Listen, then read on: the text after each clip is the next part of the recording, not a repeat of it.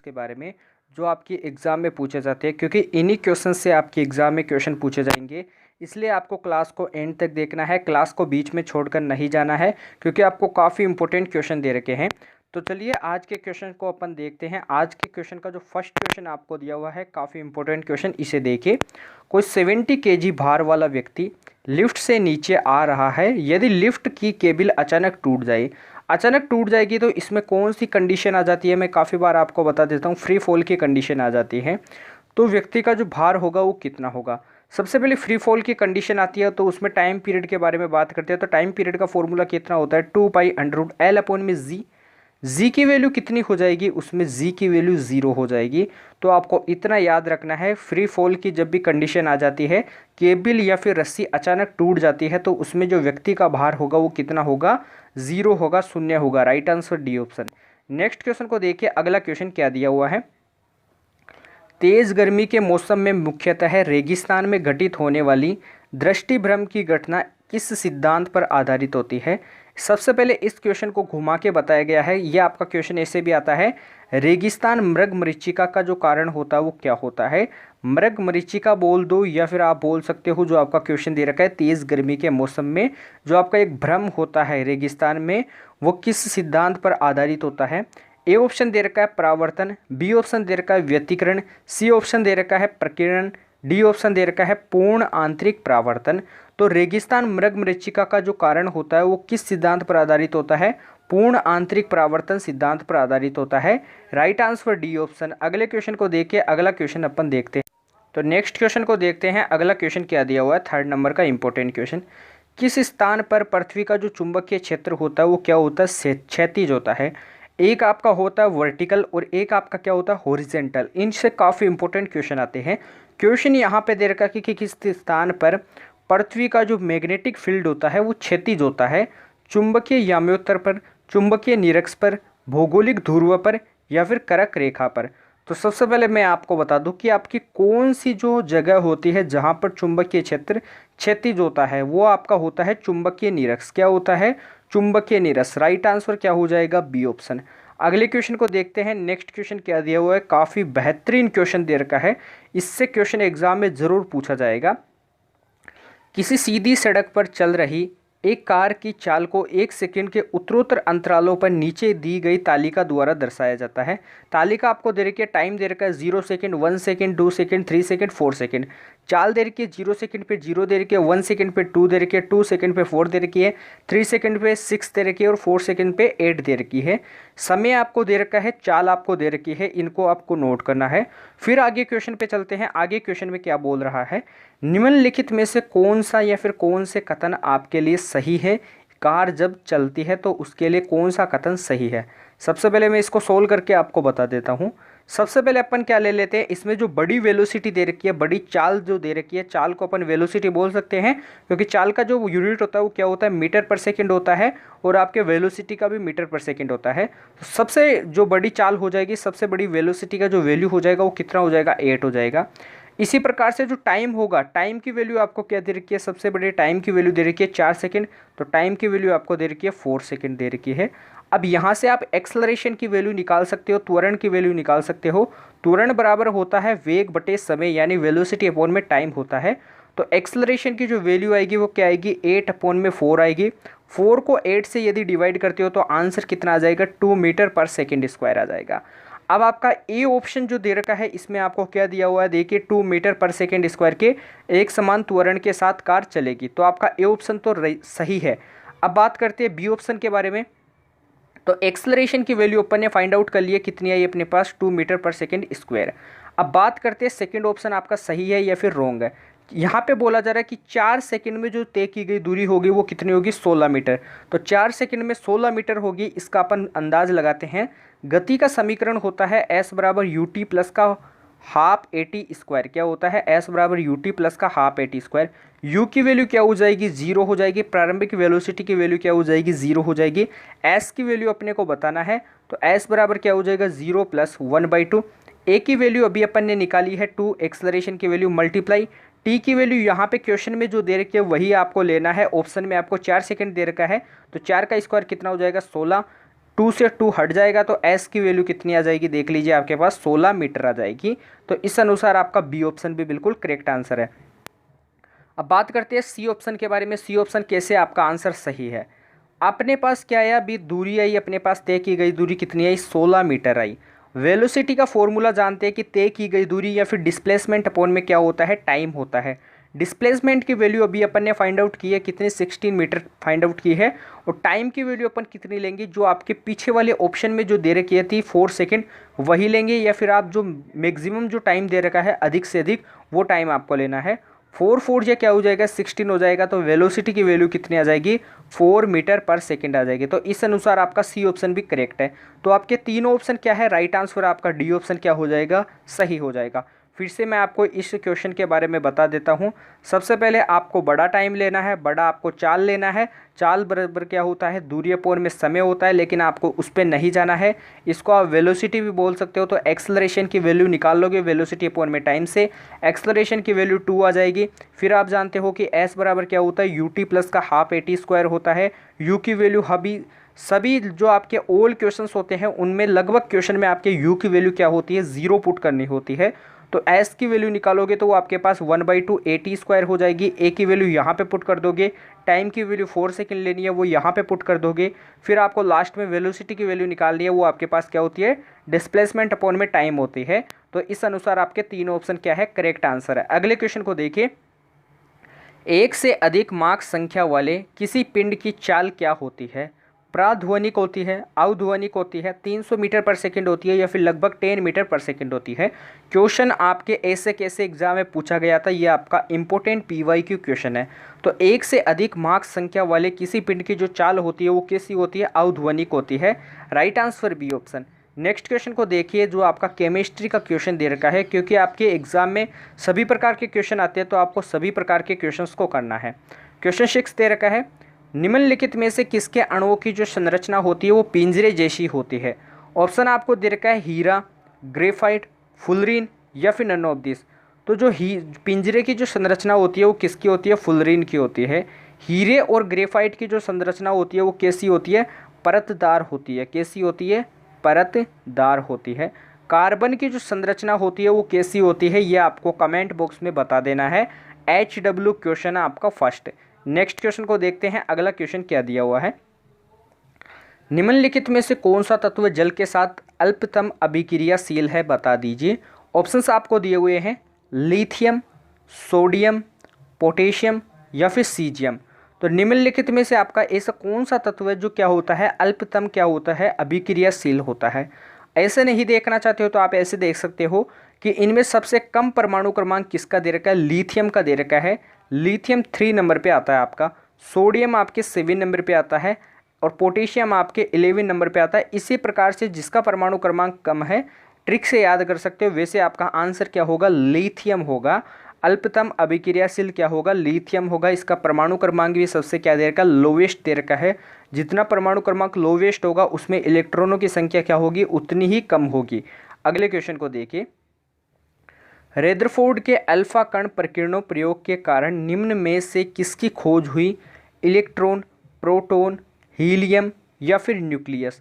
सबसे पहले ये काफ़ी इंपॉर्टेंट क्वेश्चन दे रखा है, एग्जाम में भी काफ़ी बार पूछा जाता है। आपकी एक ट्रिक होती है, ईंट पग पर नाच। ईंट का मतलब क्या हो जाएगा, इलेक्ट्रॉन की खोज किसने की थी, थॉमसन ने की थी। पग पे नाच, इसका मतलब क्या हो जाएगा, और एक आपका क्या हो जाएगा, पग पर नाच। न्यूट्रॉन की खोज किसने की थी, जेम्स चैडविक ने की थी। अब बात करते हैं प्रोटॉन की खोज किसने की थी, तो आपके रेदरफोर्ड ने की थी। किसने की थी, रेदरफोर्ड ने। तो right answer B option. Next question को देखिए, अगला क्वेश्चन क्या दिया हुआ है, डेंगू का वायरस तेज बुखार और ददोरे उत्पन्न करता है और एक विशेष प्रकार की रक्त कोशिकाओं की संख्या को कम कर देता है। यह रक्त कोशिकाएं कौन सी होती है, क्वेश्चन आपको ये पूछा जा रहा है कि डेंगू का जो वायरस होता है वो एक प्रकार की कोशिकाओं को क्या कर देता है, कम कर देता है।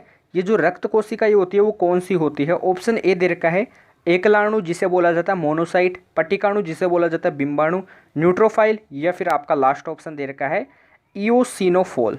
तो बात करते हैं तो वो आपकी कोशिकाएं कौन सी होती है, बिंबाणु होती है। Right answer B option.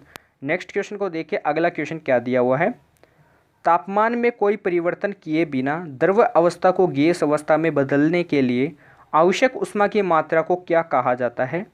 Options आपको दे रखे हैं, विशिष्ट ऊष्माधारिता, ऊष्मा या का यांत्रिक तुल्यमान, या फिर शमन, या फिर वाष्पन की गुप्त ऊष्मा। तो उसे क्या कहा जाता है? वाष्पन की गुप्त ऊष्मा कहा जाता है। Right answer D option. Question को फिर से आपको देख लेना है, काफ़ी इंपॉर्टेंट क्वेश्चन है, एग्जाम में भी पूछा गया क्वेश्चन है। अगला क्वेश्चन देखिए 11 नंबर का क्वेश्चन। निम्नलिखित तत्वों में से कौन सा तत्व अधिकतम संख्या में यौगिक बनाता है? ऑप्शंस आपको दिए हुए हैं, ऑक्सीजन, हाइड्रोजन, क्लोरीन, या फिर कार्बन। तो कौन सा बनाता है? आपका कार्बन बनाता है। कार्बन का जो एटॉमिक नंबर होता है, परमाणु क्रमांक, वो कितना होता है? 6 होता है। तो इसमें इलेक्ट्रॉन कितने पाए जाते हैं? 6 पाए जाते हैं। इसकी जो संयोजकता होती है वो कितनी होती है? 4 होती है। ये भी क्वेश्चन एग्जाम में पूछा जाता है। नेक्स्ट क्वेश्चन को देखिए, निम्नलिखित में से कौन सा तत्व शीघ्र संक्षारित होता है? ये आपका HW क्वेश्चन है। तुरंत इसका स्क्रीनशॉट आपको लेना है। क्वेश्चन का जो भी आंसर आता है उस क्वेश्चन के आंसर को आपको कमेंट बॉक्स में टाइप करके बताना है। इससे आपकी जो स्टडी है इसके बारे में भी हमें पता चल जाएगा। तो क्वेश्चन को नोट कीजिए। अगले क्वेश्चन पे चलते हैं। अगला क्वेश्चन क्या दे रखा है? निम्नलिखित में से कौन सी भौतिक राशि की इकाई वही है जो दाब की होती है? सबसे पहले जो दाब होता है, प्रेशर होता है, इसका फॉर्मूला क्या होता है? प्रेशर, दाब इज इक्वल टू क्या होता है? फोर्स अपॉन में क्या होता है? एरिया होता है। फोर्स की यूनिट क्या होती है? न्यूटन होती है। एरिया की क्या होती है? मीटर स्क्वायर होती है। एंगुलर मोमेंटम होता है, इसकी यूनिट होती है जूल इंटू सेकेंड, जो प्लांक कांस्टेंट के इक्वल होती है यूनिट के। प्रतिबल जो होता है, प्रतिबल के बारे में बात करते हैं। तो प्रतिबल के बारे में बात कर लेते हैं। तो प्रतिबल का फॉर्मूला होता है बल बटे एरिया। तो आपका राइट आंसर क्या हो जाएगा? B option. तनाव का फॉर्मूला होता है फोर्स अपॉन में लेंथ, और वर्क का फॉर्मूला होता है बल मल्टीप्लाई, यानी आपके फोर्स मल्टीप्लाई क्या होता है? डिस्प्लेसमेंट होता है। नेक्स्ट क्वेश्चन को देखिए। अगला क्वेश्चन क्या दे रखा है? निम्नलिखित में से कौन सी एक संचित ऊर्जा नहीं है? ऑप्शंस दे रखे हैं, नाभिकीय ऊर्जा, स्थितिज ऊर्जा, विद्युत ऊर्जा, या फिर रासायनिक ऊर्जा। तो आपकी कौन सी एक ऊर्जा संचित ऊर्जा नहीं है? तुरंत इस क्वेश्चन का आंसर कमेंट बॉक्स में छाप दीजिए। तो कभी भी आपसे ऐसा क्वेश्चन पूछा जाता है तो आपको राइट आंसर क्या लगाना है? संचित ऊर्जा कौन सी नहीं होती है? विद्युत ऊर्जा नहीं होती है। अब आपके स्थितिज ऊर्जा और एक काइनेटिक एनर्जी से आपका एक क्वेश्चन बन जाता है। काइनेटिक एनर्जी को यदि पोटेंशियल एनर्जी के इक्वल करते हो तो 1/2 mv² is equal to mgh आता है। m की वैल्यू यहाँ से आपकी कट जाती है तो v की वैल्यू आ जाती है √2gh। इससे न्यूमेरिकल भी पूछ लेता है और आपके थ्योरेटिकल क्वेश्चन भी बन जाते हैं। अगले क्वेश्चन को देखिए। अगला क्वेश्चन दे रखा है, 180 ग्राम पानी में 20 ग्राम साधारण नमक का घोल बनाया जाता है। इस घोल में नमक का द्रव्यमान कितना % है? आपको बताना है। सबसे पहले इसमें बात कर लेते हैं, विलेय का जो द्रव्यमान दे रखा है वो कितना दे रखा है? सॉरी, सबसे पहले बात करेंगे विलायक के मास के बारे में। जो विलायक का जो द्रव्यमान दे रखा है वो कितना दे रखा है? नोट कीजिए। तो विलायक का द्रव्यमान आपको दिया हुआ है कितना? 180 ग्राम दे रखा है। कितना दे रखा है? 180 ग्राम दे रखा है। विलेय का द्रव्यमान कितना दे रखा है? विलेय का जो मास दे रखा है वो कितना दे रखा है? तो विलेय का जो मास दे रखा है वो कितना दे रखा है? 20 ग्राम दे रखा है। आपसे पूछा जा रहा है कि जो विलियन का जो मास होगा वो कितना होगा? ये आपसे साधारण बात पूछी जा रही है। तो विलियन का जो मास होगा वो कितना होगा? 180 प्लस कितना हो जाएगा? 20 हो जाएगा। तो विलियन का जो मास निकल जाएगा वो आपके पास कितना निकल जाएगा? यहाँ से विलियन का जो द्रव्यमान हो जाएगा वो कितना हो जाएगा? 200 ग्राम हो जाएगा। आपको परसेंट में बताना है तो परसेंट में यदि सांद्रता निकालना चाहते हैं तो वो कितनी हो जाएगी? 20 ग्राम पे आपका दे रखा है 200 ग्राम। तो 20 अपॉन में 200 मल्टीप्लाई क्या हो जाएगा? 100 हो जाएगा। 2 जीरो से 2 जीरो चला जाएगी, 2 से 20 चला जाएगा, तो आपका कितना आ जाएगा? 10% आंसर आ जाएगा। नेक्स्ट क्वेश्चन को देखते हैं। अगला क्वेश्चन क्या दे रखा है? विद्युतरोधी पदार्थों के संबंध में निम्नलिखित में से कौन सा कथन सही है?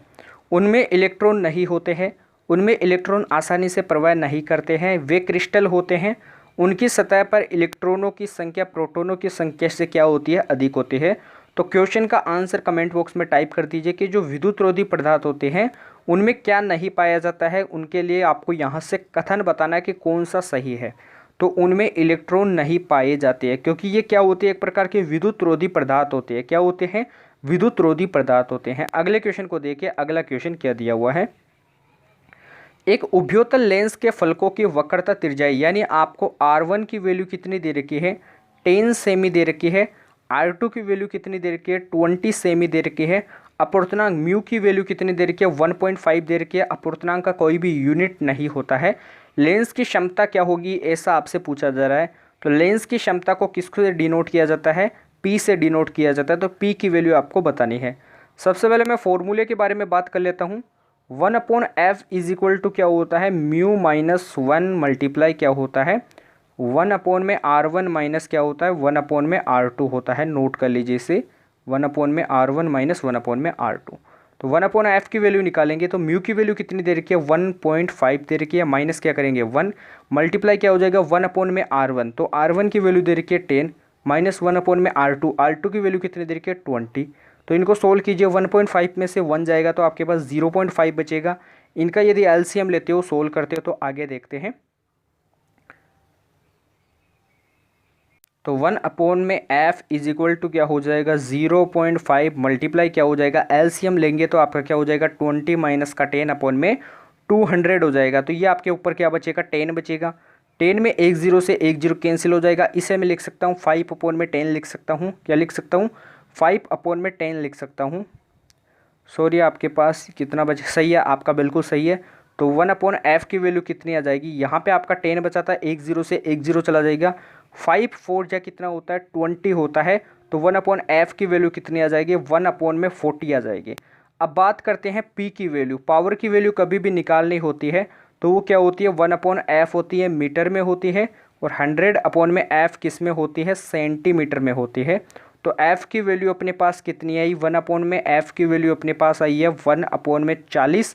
तो 1/f की वैल्यू अपने को दे रखी है 1/40 मल्टीप्लाई क्या हो जाएगा 100 हो जाएगा। एक जीरो से एक जीरो 4 को यदि मल्टीप्लाई कराते हैं 10 से तो कितना आ जाता है अपने पास 2.5 आ जाता है। तो आंसर कितना आ जाएगा 2.5 डी आ जाएगा। Right answer C option. Next question को देखते हैं। अगला क्वेश्चन क्या दे रखा है, अगले क्वेश्चन को देखिए, अगले क्वेश्चन पे चलते हैं। अगला क्वेश्चन दे रखा है निम्नलिखित भौतिक राशियों में से किसका प्रभाव एक बेलनाकार प्रतिरोधक के प्रतिरोध पर नहीं पड़ता है। इसमें से गुजरने वाली धारा का, इसकी लंबाई का, प्रतिरोधक में प्रयुक्त पदार्थ की प्रतिरोधकता का, या फिर बेलन के अनुप्रस्थ काट के क्षेत्रफल का। तो सबसे पहले फॉर्मूला क्या होता है R इज इक्वल टू क्या होता है रो L अपॉन में क्या होता है A होता है। तो क्वेश्चन आपसे पूछा जा रहा है कि जो R होगा इसका प्रभाव किस पर नहीं पड़ता है, तो प्रतिरोधकता पर पड़ता है, लेंथ पर पड़ता है, एरिया पर पड़ता है। तो आपके तीनों ऑप्शन तो क्या है राइट है, लेकिन इससे गुजरने वाली धारा पर नहीं पड़ता है। तो रॉन्ग आंसर क्या हो जाएगा आपका ए ऑप्शन। तो आपसे क्वेश्चन में क्या पूछा गया है कि प्रतिरोधक पर नहीं पड़ता है, तो राइट आंसर आपका ए ऑप्शन। और आपके टेम्परेचर पर भी प्रभाव पड़ता है किसका प्रतिरोधकता का। तो क्वेश्चन को आपको नोट कर लेना है। क्वेश्चन आपका आ जाता है एक क्वेश्चन एग्जाम में, रो जो होता है प्रतिरोधकता, प्रतिरोधकता का जो मान होता है वो किस पे डिपेंड होता है। प्रतिरोधकता का जो मान होता है वो दो चीज़ों पे डिपेंड होता है, टेम्परेचर और नेचर, यानी पदार्थ की प्रकृति पर, दो चीज़ों पर ही डिपेंड होता है। इनसे क्वेश्चन पूछा जाता है। तो इसका जो राइट आंसर हो जाएगा वो क्या हो जाएगा ए ऑप्शन। नेक्स्ट क्वेश्चन को देखिए। अगला क्वेश्चन क्या दिया हुआ है, आवर्ती f और कोणीय आवर्ती ओमेगा के बीच सही संबंध निम्नलिखित में से कौन सा है। ओमेगा इज इक्वल टू क्या होता है 2 अपॉन में टी होता है। अपन जानते हैं कि फ्रिक्वेंसी इज इक्वल टू क्या होता है 1 अपॉन में टी होता है। तो यहाँ से 1 अपॉन टी की जगह अपन पुट कर सकते हैं क्या f पुट कर सकते हैं, तो 2πf हो जाएगा। Right answer B option. Next question को देखिए। अगला क्वेश्चन क्या दिया हुआ है, एक निश्चित प्रतिदर्श के लिए केल्विन तापमापी और फ़ारेनहाइट तापमापी दोनों का पाठ्यांक क्या दे रखा है समान दे रखा है। यानी केल्विन की जो वैल्यू दे रखी है वो एफ के वैल्यू के इक्वल दे रखी है। एफ का मतलब फ़ारेनहाइट, के का मतलब केल्विन।